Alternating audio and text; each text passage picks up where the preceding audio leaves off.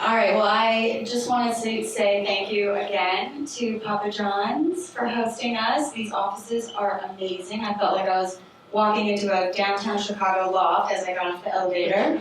And thank you to Brand Innovators. I always enjoy attending these events, and I always walk away learning something about the industry and even myself, so thank you. And Katie, one more thing we were talking about in the back. We'd be remiss if we didn't wish everybody Happy Pride Month. Oh, yes. Yeah. Yes. All right. So my name is Katie Rubenstein, and I am head of client sales at Ampersand. Ampersand is a company that is owned by Comcast, Cox, and Charter. So we represent all of their television markets across the country. We really like to say that we're a leader in the media industry, and we are revolutionizing the planning, buying, and measurement of TV campaigns. We allow our advertisers and brands across the globe to really execute and reaching their audiences with both precision and scale. Our precision comes from 64 million households where we pull back TV data and viewership insights. Our scale comes from applying those insights to 117 million households. So whether you are having a local activation across a handful of markets or a national addressable campaign, we can certainly help you revolutionize your audience-first strategy. So thank you for having me. Let's see, okay. So I want to start first by saying, let's see, all right. So when I was preparing for this conversation today, I can be a little bit of a nerd when it comes to preparing for stuff like this. I came across one particular article that I found very inspiring. So I want to just kind of walk you through a little excerpt before I do an introduction to you guys. So the title of the article was Papa John's Finds Its Distinctive Voice with Big Boy Partnership. Now the title is intriguing itself, but really what I found pertinent for this conversation the most was the author's byline. The author is a guy by the name of Dr. Marcus Collins, and he is a contributor for Forbes. And his byline is, I study culture's impact and influence on behavioral adoption. So if that's not pertinent enough for today's conversation, I'm not sure what is. But the quote that he ended his article with, and I encourage all of you to read it, he said, I'm not sure where Papa John's is going next, but the distinctive nature of the campaign, from a brand we are in many ways meeting for the first time, is definitely off to a good start. So, congratulations. Yes. That's been awesome. All right, so I'm going to introduce my friends here. I've got Lyn-Sue, who is head of international. I thought I had a difficult job covering 200 plus DMAs across one country, but Chris is responsible for 5,900 global locations, and by the end of this year, across 50 countries and territories. That's amazing. Okay. And then we have Janelle Panebianco. In reading a lot about Janelle, I would like to kind of bring awareness to, in 2023, PR Week named her one of the top 40 under 40 because of all of her accomplishments across her career. So congratulations on that. And then last but not least, Jaclyn Ruelle, head of brand, who apparently says that your superpower is energy. That's right. And that's right. Energy that cannot. I don't even know how high it is right now, but we'll build. Well, it's apparently energy that cannot be matched, but in a good way. So thank you for having us. So I'm going to start with Jaclyn. You guys, you know that the social media kind of trend where you see how it started versus how it's going? I'm kind of going to cover both of those today, but I'm going to start with Jaclyn. Your new brand platform launched just a few months ago. Yeah, probably like, I don't know, 70 days ago? Yeah. Maybe. I want to say April 2nd is maybe the right date? You're exactly right. Yeah. So, can you walk us through how that inception and the foundation of the campaign that you just launched? Yeah, absolutely. And Marcus Collins did a great job on that Forbes article, so I would echo Katie in saying go check it out. But yeah, we're onto something new and we're building.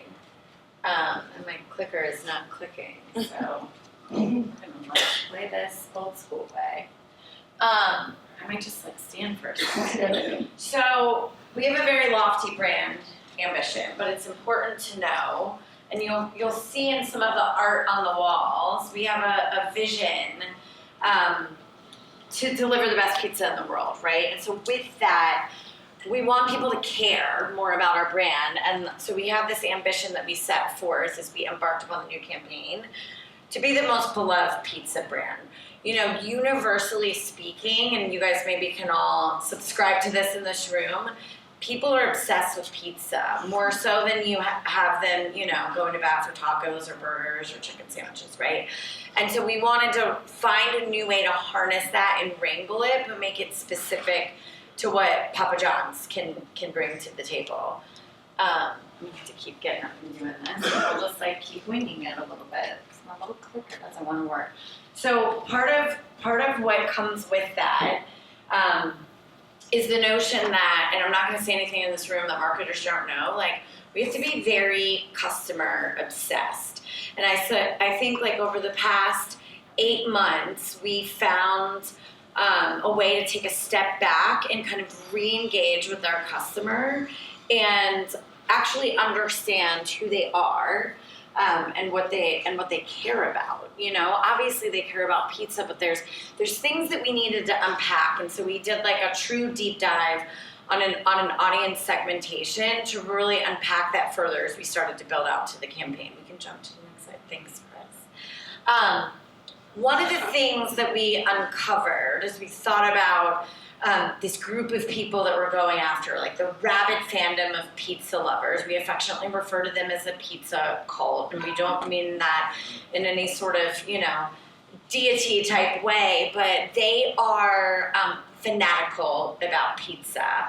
But what we found is there wasn't really a leader in QSR pizza that was rallying the cults. And so as we started to look in, it was we are a brand that for a long time, I think going on almost 30 years, we've had the better ingredients, better pizza tagline, if you will. And a lot of what we unpacked with our customers was people understand that that's associated with Papa John's, and then it kind of stops. So it had gone a little dormant. It was living language, it was living on our boxes, it was living in our stores. And people could connect the dots, but that's about as far as they could go. And so we knew that we needed to kind of infuse that with a little bit more emotion and make it a little bit more provocative, per se. If we could jump to the next slide. And so another thing that we uncovered, which will probably seem a little obvious, and now we'll maybe get you all hankering for lunchtime, is the number one reason why people order pizza is because they crave it. You guys as consumers can probably relate to that. It's lit right now. You might be craving it because it's coming for lunch. On Friday night, you might be I'm craving it, a weekend, whatever it is. And it seems like an obvious statement, but I think just landing that insight was important for us to take the work that we're doing and take the brand and evolve it in a platform that could really be steeped in this idea of crave. Because a lot of what we're competing against in the QSR pizza category was a sea of sameness. We're all working on the best cheese pull we can possibly show you, right, as it comes to life. But I think when we started to unpack the visceral nature of what goes on inside, the hunger tug, and kind of the burn in your belly of it's time to get pizza. And now we just need to pair it with the fact I'm craving pizza, but I'm actually craving Papa John's pizza. We can jump to the next slide. And so Hints, our new brand platform, is really in an evolution of where we've been. So better ingredients, better pizza. We didn't want to throw it away. There's a ton of brand equity there. And when we went through a creative review with the agencies, we challenged them. It's should we keep it? Should we cut it? We believed we should keep it, but third-party perspective is always good to bring into the equation. And so, as I mentioned previously, we just wanted to provoke more emotion. And also what we love about Better Get You Some, it turns the spotlight on our consumers. It empowers you to take an action. I always say, like, when I first saw the line, I felt like I set up a little bit taller and felt like I was jolted almost to go and order my pizza. And so that's where we've landed. We can kind of click the next slide. This is just a quick look on how some of the visual and the visceral kind of crave factor comes to life.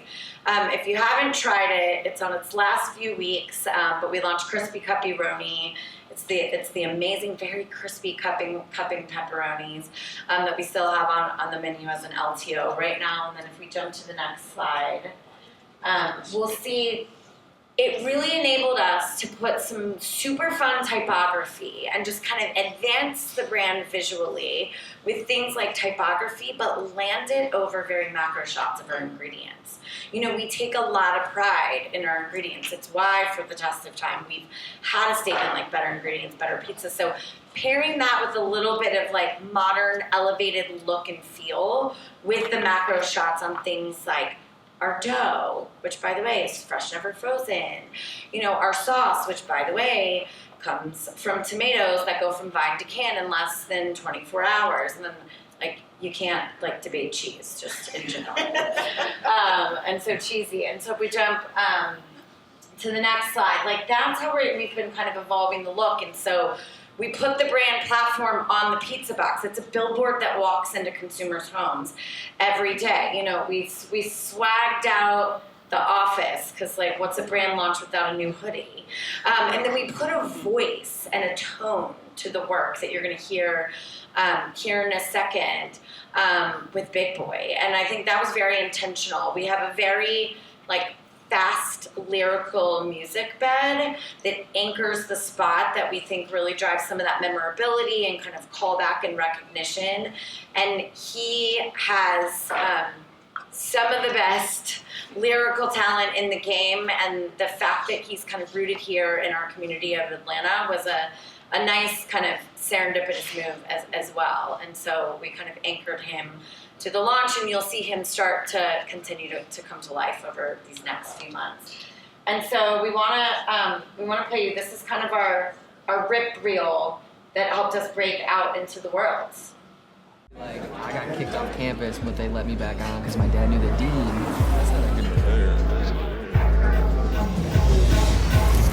Give me that ooey gooey, crispy, crunchy, mouth-watering.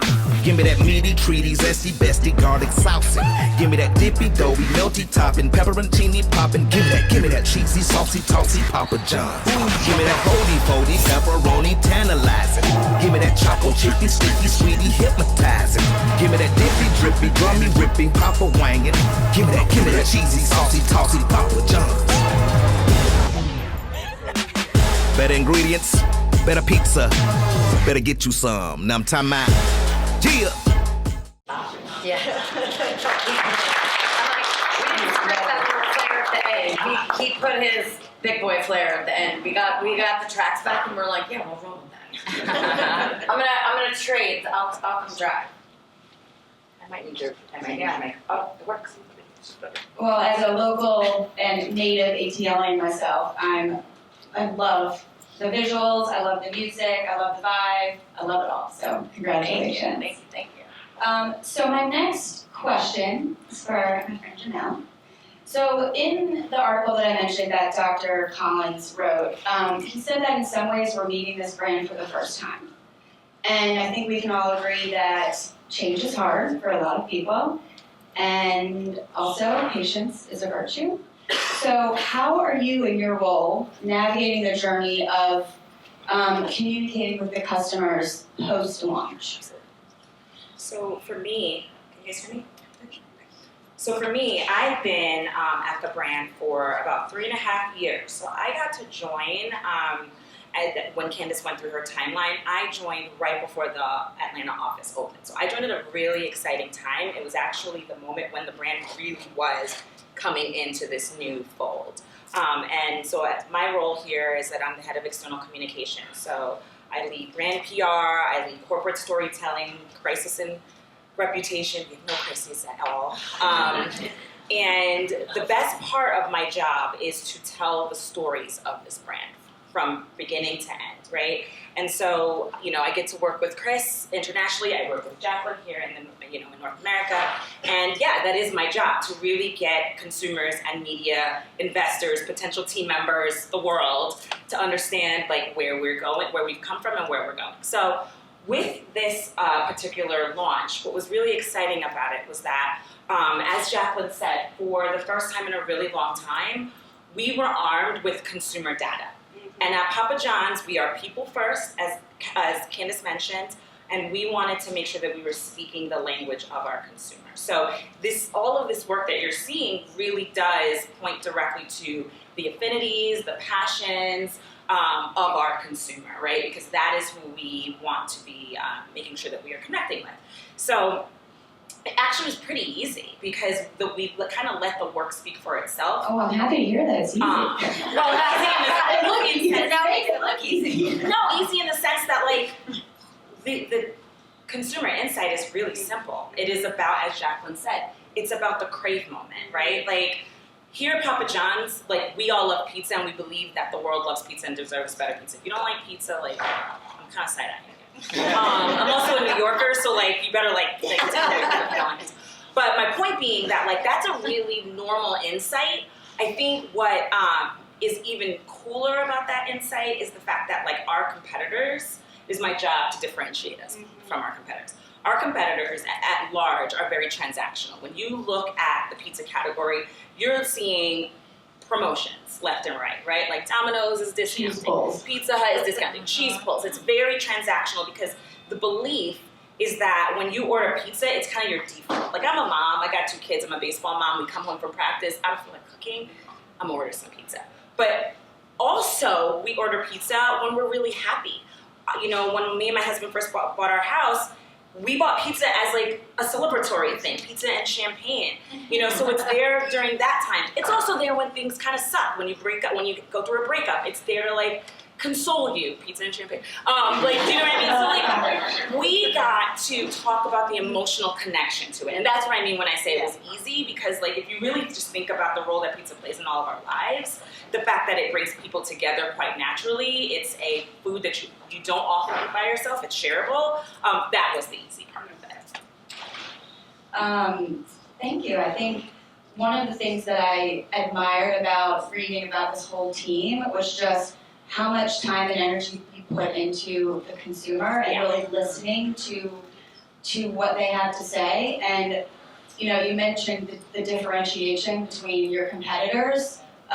There's also a very distinctiveness between you guys and the competitors, and I think, with Shaq and then with the addition of Big Boy, you really have a new voice that has been brought to the brand, and I applaud you. I think it's amazing. And I think when it came to talking to press about this, that was also like a very intriguing moment for the media, right? They were like, why did we choose Big Boy? Like what propelled that? And it was really easy to just talk about the fact that, obviously we've done all this consumer research. We know the affinity groups of our consumer. They love music, they love hip hop, they love sports. You saw all of those like affinity and cultural Easter eggs within the spot. We made sure it was really fast paced. I feel like I'm talking like Jaclyn, but like that was all very purposeful, right? And then Big Boy being such a distinctive voice for us felt really right. So, it wasn't that we thought of Big Boy first, but after the work was done, I'm speaking, but it made so much sense for his voice to be part of that. And in press, he did such a great job as a natural brand fan, just talking about the fact that he really did see the cultural evolution of the brand, and so he ended up being a really awesome spokesperson. So nice to be validated in that. All right, well, thank you so much. Wait, you got another. What else do our consumers love? Thank you.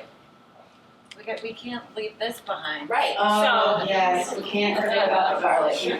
So one of the things that, our team has been doing, in addition to the TV spot and the creative that you're seeing out in the world, is thinking about how we activate from a consumer and PR level, right? Like what does, as Jaclyn talked about, the pizza cult. Remember, the pizza cult, the PR person here, it's not a real cult, right? Like it's just really passionate devotion, people who are devoted to pizza. How do they act? And like, let's speak their language. We are the president of the pizza class, and we are here to herald pizza. Like, what would we celebrate? What are the things that we would do? And so one of the things we thought about is like, listen, if you love pizza and you love Papa John's, what do you love? You love our garlic sauce, right? Like, that is what we hear from consumers left and right. People buy it in tubs. Like, when we give it away, it's crazy. So one of the things we wanted to lean into under Better Get You Some is celebrating the things that get the pizza cult really excited, namely our garlic sauce. So we created an edible garlic butter candle to celebrate that. We tested it in the office. It is edible. And we, like I said, we like to turn our garlic sauce into a pop culture icon. And so we launched this here in the States, also over in the UK. And we actually were really excited about it, but we didn't realize how excited the rest of the world would actually get for this. So went to influencers, did the whole thing. It got to the point where people were calling our stores. This was a giveaway in a sweepstakes in the UK, but people were calling our local stores to figure out how they could get them some. So this is just a clip of it. Did someone say garlic butter candle? Because I think yes. Best surprise package ever. Came with a beautifully crafted card. Pause to read it. Look how big it is. It's so big. And what better to try this with? We also have a pizza lighter to light this bad boy. It's so cute though. It literally smells like garlic. It's a 2-wick candle. I'm very impressed. And let's light her up. 1, 2. Do we just wait now? Oh, one of them's freaking out.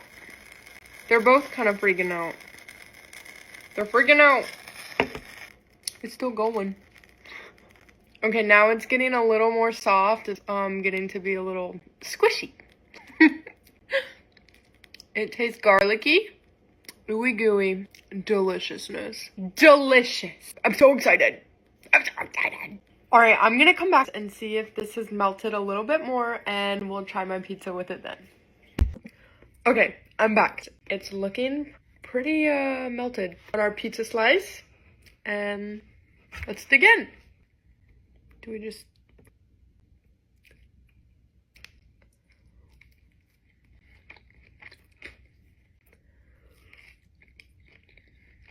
Ten out of 10. I must say that was so good. Thank you, Papa John's, for sending this to me. I would give it a 10 out of 10. Chef's kiss, so good. I love the garlic scent.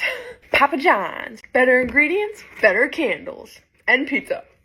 Oh my gosh, she's funny. The point here is that, not only do we have this creative out in the world, we have to find activational ways to make sure consumers and media see how this really does come to life in real ways. So this is just an example of us just showcasing our love for pizza, for garlic sauce, etc. So it really did take off, and to the point of our brand evolution, when I, first started at Papa John's 3.5 years ago, it was more difficult to get us into, from a PR perspective, more of those lifestyle publications, cultural forward publications. It was really more like straightforward news because of where we had been, and so turning the tide has taken some time, but things like this get us into more of those culturally relevant outlets like Hypebeast, and Lad Vital and things like that. So that just goes to show, I get really excited when, the kids, the publications that the kids read want to cover us, because that's just a good sign that the brand is moving forward on its journey.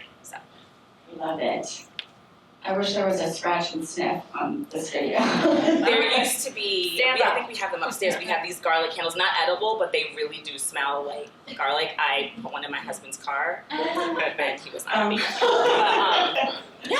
Well, as someone that used to hoard the garlic sauce in my bedside table as a kid growing up, I love the idea of the candle, so well done. All right, Chris, it's your turn. All right. So Jaclyn, when she started, mentioned a lot, and Janelle too, mentioned a lot about cravings. The consumer usually craves the pizza, and then they make the decision on where to purchase. How do you see cravings, I guess, in some of your international markets? Is the cravings driven by nostalgia? Is it driven by heritage, low cost? Like, what are you seeing kind of across your 50 countries and territories? Thanks, Katie. Can you hear me, guys? All right, to make sure. It's a great question because it is varied across the world. It all starts with consumer, right, at the end of the day. And being active in, just to clarify, 47, 48 markets and territories, excluding North America. It's a smattering of different things you need to address, right? So what the craveability kind of drives from is kind of three key areas. Value-oriented, it's about craveability, as we've discussed here in North America. And it's about convenience and making sure that you can meet your needs when you're starving, your kids are being terrorists, and you need to be able to solve for giving a hungry belly something amazing to eat.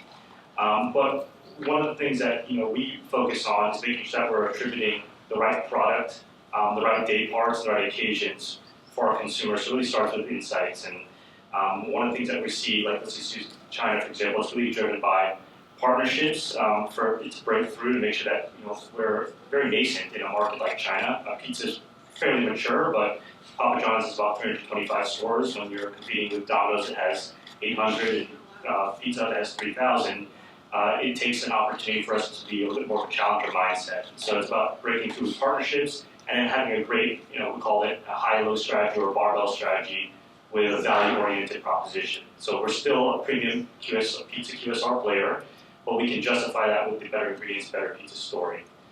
So taking this amazing, brand platform that you heard about with Better Get You Some, it's about adapting it to the relevant occasions and then products that are going to break through in the marketplace. So one that you see on the screen here is cheddar, and we did extensive research. Let's call it everything from concept testing, but also in market, CLT, or what we call central location testing. It's a fancy word for product tasting. And being able to see what works across, let's say, a myriad of different cultures, a myriad of different tastes. And cheddar is our largest global campaign ever, with over 23 markets participating. And just think about the varied, taste profile, needs, even colloquial ways of saying, come try this cheddar pizza. We really focused on making sure the Better Get You Some idea was infused into the insights that we were pulling. So with cheddar, we did volumetrics with partners that great insights like Ampersand, but obviously we're working with some of the consumer insights folks here. And one of the things that we really came through is taking that and adapting it, making it translatable to what is compelling for those marketplaces. So we did that across China, Korea, Saudi Arabia, many other markets in the Middle East as well. And you can see that you attach it to something that seems somewhat random. I mean, let's say you have Garfield literally as a partnership, but we actually did consumer research on that. And Garfield, the cartoon cat we all know from the 80s and 90s, is actually extremely salient and memorable for our Chinese consumers. So he's an orange cat, likes pizza, likes lasagna. So we paired that up perfectly to really break through. And it was our best performing limited time offering pizza that we've ever dropped, with over 19% of sales mix. So just think of it like the equivalent of a pepperoni pizza here is the kind of sales mix we're getting in China for the cheddar pizza. Congratulations, that's amazing. Thank you. So we're really excited about that. And in Korea, we have a K-pop group by the name of IVE that our franchise partner works with there. Very extremely popular. Obviously, K-pop is global in nature. And they are now doing a ton of promotional work for us. And they actually did a YouTube video kind of tasting it and going through the different touch points that we have. And that was really exciting for our yeah, so it was done very well there. It's a double sales. We kind of look at things from sales week to see how is it doing. Obviously, incrementality of the promotion. So and then we also focused on social influencers in the Middle East. We've had to battle a lot of what the Middle East conflict has caused there for us. It's about instability, volatility, but also being able to be measured and very targeted in how we're speaking with our consumers. And we work with social influencers to do that in a really great way. And how that comes in terms of really making it relatable across many different borders is, we'd like to get to a point where we're truly transcreating, but really right now we're translating them, making them as culturally adaptable as possible. And one of the things that we did for Better Get You Some and rolling out and taking that pizza culture, craveability mentality across different orders was to translate it in that amazing lyrical, rap that Big Boy did, and making it into the local language and finding that kind of tonality that brings that confidence, that approachability, and unexpected nature, because we are actually Gen Z focused across both North America and internationally, but our actual eating audience is more Gen Z focused compared to North America, which has a big, family dynamic. Ours is much more a youthful, generational, like trying something new from the American culture. So we have to really lean into that contemporized, modern feel. So we actually translated our cheddar campaign, which uses the Better Get You Some brand platform, into English, Spanish, Korean, and Mandarin Chinese.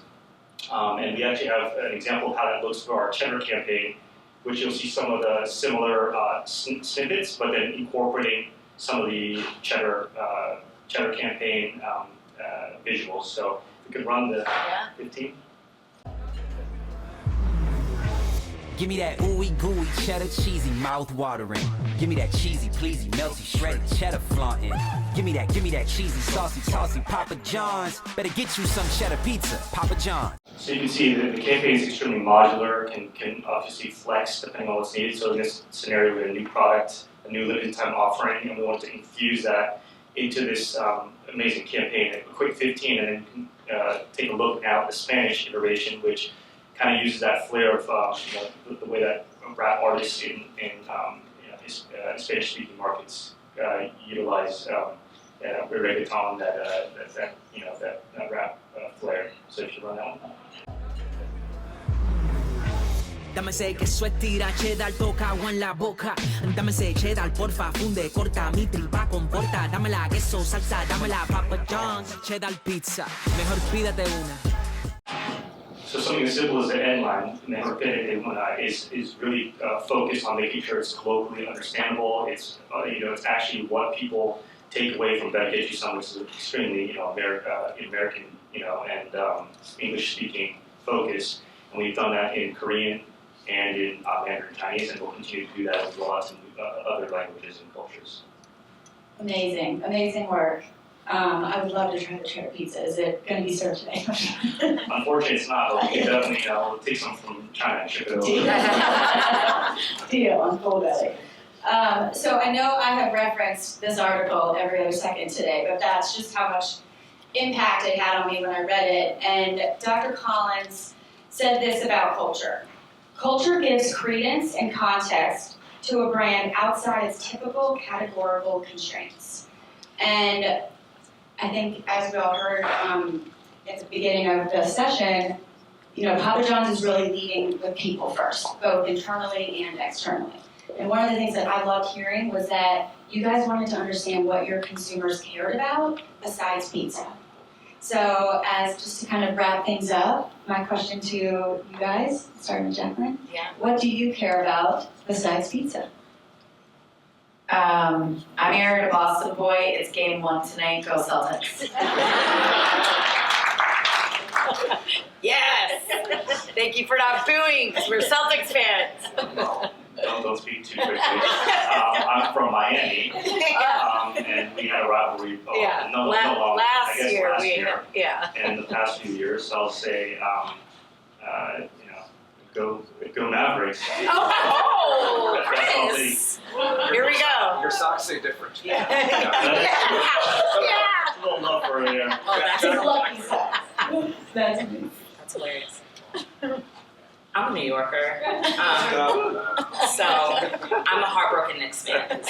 We were almost there, but not really. What do I care about besides pizza? I love home decor. I love interior design and my children. Very good. Well, thank you everybody for having me and for Papa John's. Thank you for sharing your amazing work with us. Congratulations on all the success. Are we opening up for Q&A, or what's kind of the timeline we got? I think we have, we have like a couple minutes. Okay. All right, so I have 3 questions, but they're really quick. One, where do I pick up my hoodie? Because I really want that. I know. We gotta work on that. So, like all of the elements, so like the cheese, the sauce, the dough, I think something that's left out, and I would love your input or like your thoughts on it, but the pepperoncini is like so unique. Why is that left out, or what's the plan for that in the future? For the pepperoncini specifically, I keep forgetting he's the mic.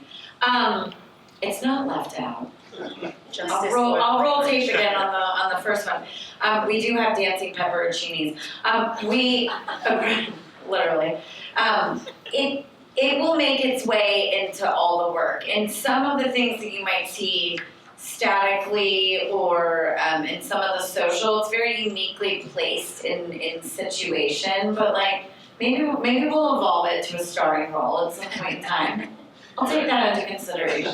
Sorry, the last question for the New Yorker. How do I convince my wife to order Papa John's? Because she just wants New Yorker pizza. If you're ordered, Okay, that's a really good question. All right, look, I'm gonna be honest. I had never had Papa John's a day in my life before I started working here. That's like a real thing, or any of our competitors. But I have cracked the code. Oh man! All right, so you're gonna get New York style crust, right? And you're gonna get Tuscan 6 cheese as a topping with pepperoni. Yes. Right? Well done. Well done. Well done. Well done. Do you need to write that down? It's foldable. Because the thing about New York pizza is you have to be able to fold it, right? So like New York style crust is foldable. The Tuscan 6 cheese is like as close as you're gonna get to the authentic New York sauce. We'll have all the recipes on LinkedIn. Yeah. All the custom orders will have. It's very intuitive to order on the app. Plugging the app. Let's go, Matt. Thank you.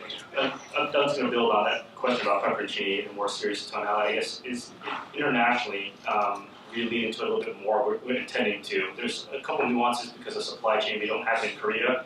We actually have a pickle because it's illegal to import in the way that we need to because they're all supplied out of Turkey. But I think outside of that, it is a distinctive brand asset, and obviously our garlic sauce, which you saw on the sizzle reels, we're driving that very heavily, and we're working on some culinary positioning, if you will, work to find more ways to break through. And outside of obviously some creative things that we've looked at of looking at bringing in an inanimate object to an animated object, just other ways that can drive that unique aspect of that little extra that most people are not expecting, and that people find iconically Papa John's. So I would say, definitely in the States, but internationally we are leaning to that very heavily in our creative.